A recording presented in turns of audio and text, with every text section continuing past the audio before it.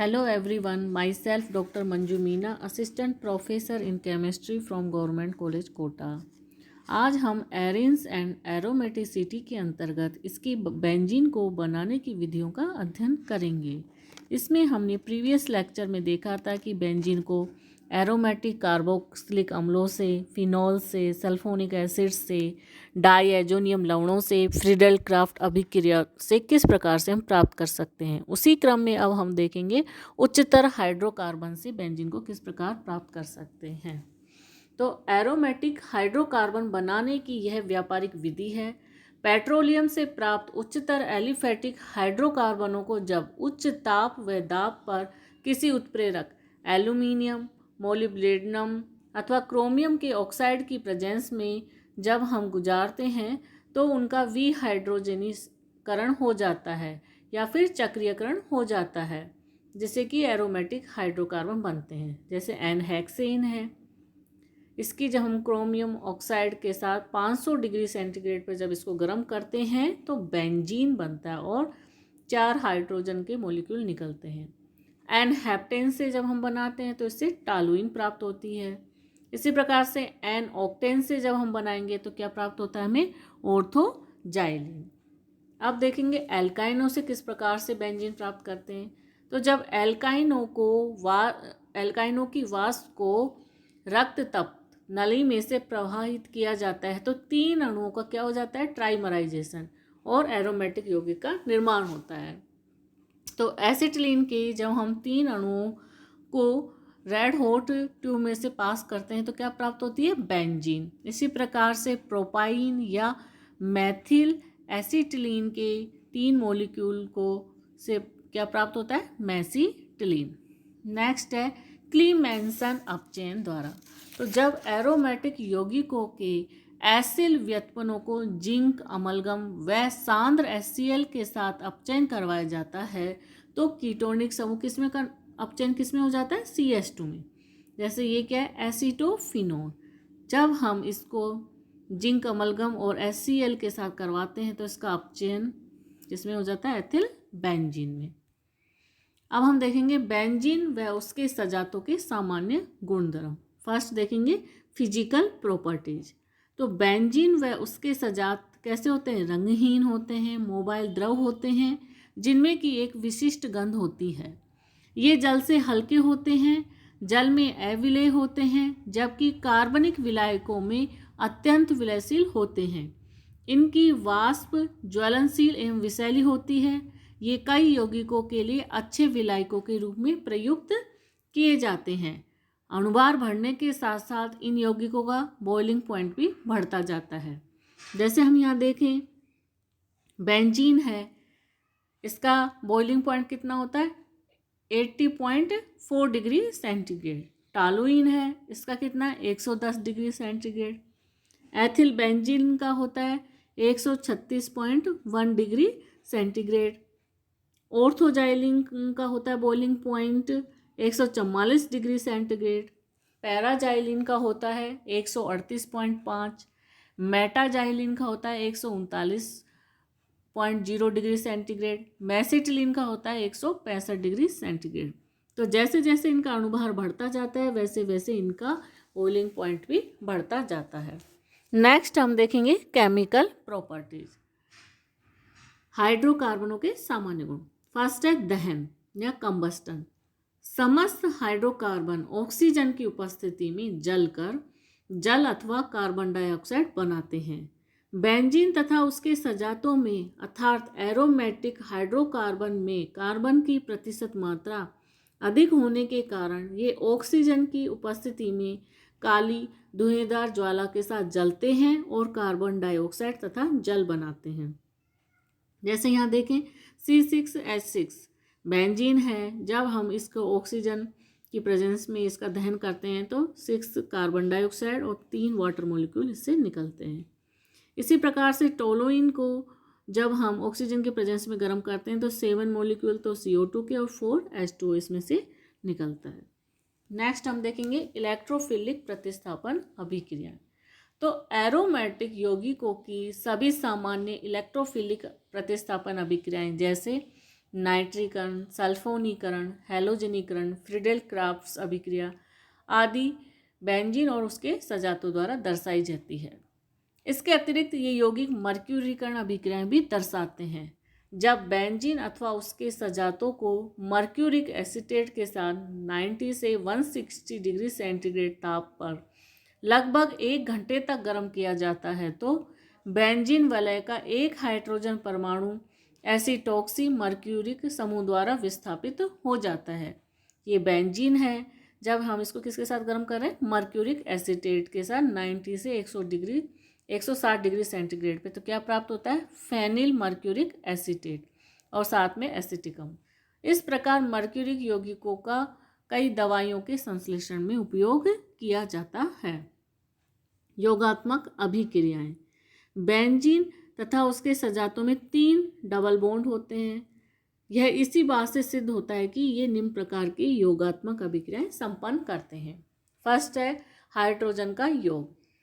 तो जब हम एरोमेटिक यौगिकों को महीन चूर्ण किए हुए निकल, प्लेटिनम आदि उत्प्रेरकों की उपस्थिति में बेंजीन का तो 1 मोल और 3 मोल हाइड्रोजन के साथ योग करके क्या बनाता है? ये साइक्लोहेक्सेन। क्लोरीन का योग। जब हम बेंजीन का किसी उत्प्रेरक की अनुपस्थिति में और अल्ट्रावायलेट सनलाइट में जब हम हैलोजनों के साथ गर्म करते हैं तो क्या प्राप्त होता है हमें? Benzene hexa chloride. ओजोन का योग, एडिशन ऑफ ओजोन। जब बेंजीन तथा उसके सजातों की ओजोन के साथ अभिक्रिया करवाई जाती है तो ट्राइओजोनाइड बनता है जो कि हाइड्रोलिसिस द्वारा कार्बोनिल यौगिक देता है। ऑर्थोजाइलिन का ओजोनिक अपघटन बड़े महत्व का है क्योंकि इसके आधार पर ही केकुले संरचनाओं को अनुनाद का समझाया गया था। यह है ऑर्थोजाइलिन। जब हम इसका ओजोनोलिसिस करते हैं तो क्या प्राप्त होता है हमें? डाईमेथिल ग्लाइऑक्सिम। 2 मॉलिक्यूल मेथिल ग्लाइऑक्सिम के और 3 मॉलिक्यूल ग्लाइऑक्सिल के। नेक्स्ट है ऑक्सीडेशन। तो बेंजीन पर क्रोमिक अम्ल अथवा क्षारीय KMnO4 व नाइट्रिक अम्ल आदि जैसे ऑक्सीकारकों का तो कोई प्रभाव नहीं पड़ता, किंतु वैनेडियम पेंटाऑक्साइड की उत्प्रेरक की उपस्थिति में उच्च ताप पर यह वायु द्वारा ऑक्सीकृत होकर मैलिक एनहाइड्राइड बनाता है। बेंजीन के कितने मॉलिक्यूल लेते हैं? 2 मॉलिक्यूल, 9 मॉलिक्यूल ऑक्सीजन के। किस में कन्वर्ट होता है ये? Maleic anhydride. मोनोएल्किल बेंजीनों के ऑक्सीकरण से सदैव ही बेंजोइक अम्ल बनता है, चाहे एल्किल समूह की श्रृंखला कितनी ही लंबी क्यों न हो। जैसे टालुइन है, जब हम KMnO4 के प्रेजेंस में इसका ऑक्सीडेशन करवाते हैं तो क्या प्राप्त होता है हमें? बेंजोइक अम्ल। एथिल बेंजीन से क्या प्राप्त होता है हमें? बेंजोइक अम्ल। अब हम देखेंगे क्रोमिल क्लोराइड एक ऐसा विशिष्ट ऑक्सीकारक है जिससे केवल सिरे वाला मेथिल समूह ही एल्डिहाइड समूह में ऑक्सीकृत हो पाता है। अतः जैसे टालुइन है और क्रोमिल क्लोराइड के प्रेजेंस में जब इसका ऑक्सीडेशन करवाते हैं तो क्या प्राप्त होता है हमें? बेंजल्डिहाइड।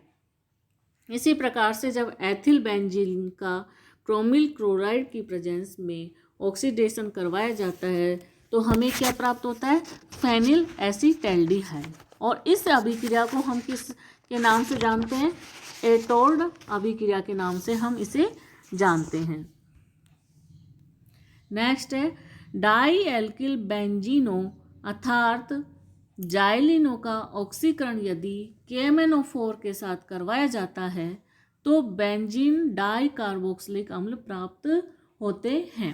जैसे ये है ऑर्थोजाइलिन। जब हम इसका KMnO4 की प्रेजेंस में ऑर्थोजाइलिन का ऑक्सीडेशन करवाते हैं तो हमें क्या प्राप्त होता है? थैलिक अम्ल। मेटाजाइलिन का जब KMnO4 की प्रेजेंस में हम ऑक्सीडेशन करवाते हैं तो क्या प्राप्त होता है हमें? आइसोथैलिक अम्ल। इसी प्रकार से जब हम पैराजाइलिन का KMnO4 की प्रेजेंस में ऑक्सीडेशन करवाते हैं तो हमें प्राप्त होता है टरथैलिक अम्ल। अब हम देखेंगे कि इसके क्या क्या यूजेज हैं। फर्स्ट, बेंजीन तथा उसके सजातों का क्या यूज है? फर्स्ट है ये कई अभिक्रियाओं में विलायक के रूप में प्रयुक्त किए जाते हैं अर्थात सॉल्वेंट के रूप में। सेकंड है ड्राई क्लीन में भी इनका उपयोग किया जाता है। थर्ड है पेट्रोल के साथ बेंजीन का उपयोग मोटर ईंधन के रूप में भी होता है। फोर्थ है बेंजीन व टालुइन व पेट्रोल के मिश्रण को एंटाफ्रिज के रूप में प्रयुक्त किया जाता है। फिफ्थ है कई रंजक जैसे ड्रग्स हैं, प्लास्टिक हैं, परफ्यूम्स हैं एवं कई विस्फोटक आदि के निर्माण में बेंजीन व उसके सजातों को प्रारंभिक यौगिक के रूप में प्रयुक्त किया जाता है। अब हम देखेंगे एल्किनिल बेंजीन, इसके बनाने के क्या क्या मेथड्स हैं। तो एल्किल बेंजीनों के विहाइड्रोजनीकरण द्वारा, ये बेंजीन है, जब हम इसकी एथीन के साथ एल्यूमिनियम क्लोराइड के प्रेजेंस में क्रिया करवाते हैं तो एथिल बेंजीन बनाता है। फिर जब हम इसका क्रोमियम ऑक्साइड या एल्यूमिनियम क्लोराइड के साथ 600 डिग्री सेंटीग्रेड पे गर्म करते हैं तो क्या प्राप्त होता है, स्टाइरीन। सेकंड मेथड है जब असंतृप्त श्रृंखला युक्त कार्बोक्सिलिक अम्लों के विकार्बोक्सिलीकरण द्वारा। तो जब हम इसका विकार्बोक्सिलीकरण करवाते हैं तो क्या प्राप्त होता है हमें, स्टाइरीन। थर्ड मेथड है हाइड्रोक्सी एल्किल बेंजीनों का जब हम क्या करवाते हैं, ZnCl2 के साथ निर्जलीकरण, तो किस में कन्वर्ट हो जाता है, ये भी स्टाइरीन में। फोर्थ है हेलो एल्किल बेंजीन के विहाइड्रो हेलोजनेशन द्वारा। तो जब हेलो एल्किल बेंजीन का हम KOH के प्रेजेंस में, एल्कोहलिक KOH के प्रेजेंस में गर्म करते हैं तो हमें क्या प्राप्त होती है, स्टाइरीन। अब हम देखेंगे रासायनिक अभिक्रियाएं इसकी। तो फर्स्ट है हाइड्रोजनीकरण। उत्प्रेरकीय हाइड्रोजनीकरण से पहले पार्श्व श्रृंखला संतृप्त होती है और बाद में उच्च ताप व दाब पर बेंजीन वलय भी संतृप्त हो जाती है। जैसे स्टाइरीन है, जब हम इसका हाइड्रोजनीकरण करवाते हैं निकेल उत्प्रेरक की उपस्थिति में 20 डिग्री सेंटीग्रेड और 3 एटमॉस्फेरिक प्रेशर पे, तो क्या प्राप्त होता है हमें, एथिल बेंजीन। और बाद में और करवाते हैं तो ये बेंजीन वलय भी क्या हो जाती है, सैचुरेटेड। नेक्स्ट है ऑक्सीडेशन। तो इनके ऑक्सीकरण करवाने पर क्या पहले क्या बनते हैं, 1,2-डायोल, जो कि प्रबल ऑक्सीक कारकों के साथ बेंजोइक अम्ल बनाते हैं। ये है स्टाइरीन, जब ठंडा KMnO4 या H2A2 या HCOH फॉर्मिक अम्ल की प्रेजेंस में जब हम इसको करते हैं रिएक्शन तो इससे क्या प्राप्त होता है, 1,2-डायोल, जो कि KMnO4 के साथ गर्म करने पे किस में कन्वर्ट हो जाते हैं, बेंजोइक अम्ल। नेक्स्ट है हैलोजनीकरण। तो जब स्टाइरीन का उत्प्रेरक उपस्थिति FeCl3 की प्रेजेंस में अंधेरे में जब हैलोजन से क्रिया करवाते हैं तो इसके पार्श्व श्रृंखला और एरोमेटिक नाभिक दोनों का क्या हो जाता है, हैलोजनीकरण। जैसे पहले तो क्या होता है, पार्श्व श्रृंखला, इस पे योग होता है, और अधिक Cl2 का अगर है तो योग करके क्या कन्वर्ट हो जाता है, एरोमेटिक नाभिक का भी इसमें प्रतिस्थापन हो जाता है। फोर्थ मेथड है हाइड्रोहेलोजनीकरण।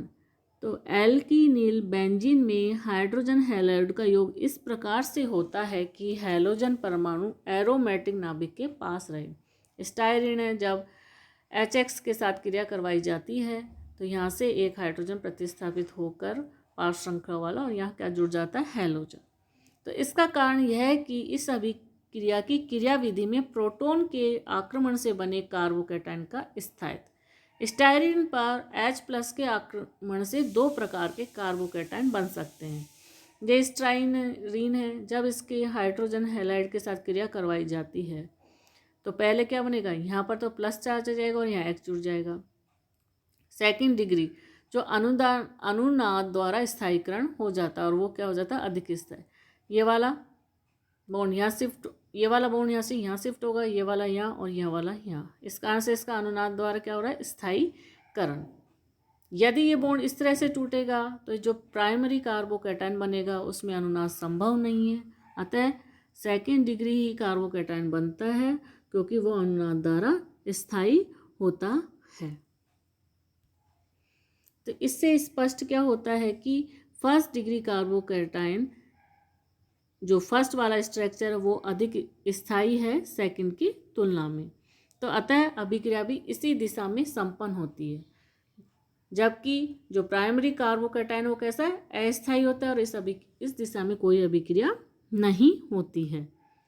लेकिन परोक्साइड की उपस्थिति में अभिक्रिया विपरीत दिशा में संपन्न होती है, क्योंकि तब कौन सा मैकेनिज्म होता है, फ्री रेडिकल मैकेनिज्म के द्वारा अभिक्रिया संपन्न होती है। जैसे Br फ्री रेडिकल है तो इससे क्या होगा, ये वाला बॉन्ड यहाँ शिफ्ट होगा और ये यहाँ पर लॉन फ्री रेडिकल हमें मिलेगा। तो अयुग्मित इलेक्ट्रॉन बेंजीन वलय के साथ संयुग्मित कॉन्जुगेटेड है, अतः अनुनाद द्वारा स्थायीकरण संभव है और ये वाला क्या होता है, अधिक स्थायी, जो कि बाद में HBr से योग करके ये बना लेता है और Br फ्री रेडिकल रिलीज हो जाता है। अगर बॉन्ड इस तरह से टूटेगा तो यहाँ क्या होगा, यहाँ पर फ्री रेडिकल आएगा C पे और वो के अनुनाद द्वारा स्थायी नहीं होगा जो प्राइमरी वाला है, तो इस कारण से इस दिशा में अभिक्रिया संपन्न नहीं होती है। फ्री रेडिकल कैसे, परोक्साइड है जो इस प्रकार से RO बनता है, फिर ये फ्री रेडिकल HBr से योग करके अल्कोहल और Br फ्री रेडिकल इसमें उत्पन्न होता है। नेक्स्ट अभिक्रिया है इसकी बहुलीकरण अभिक्रिया। तो परोक्साइड उत्प्रेरक की उपस्थिति में एल्कीनिल बेंजीनों का बहुलीकरण हो जाता है और औद्योगिक महत्व के प्लास्टिक बनते हैं।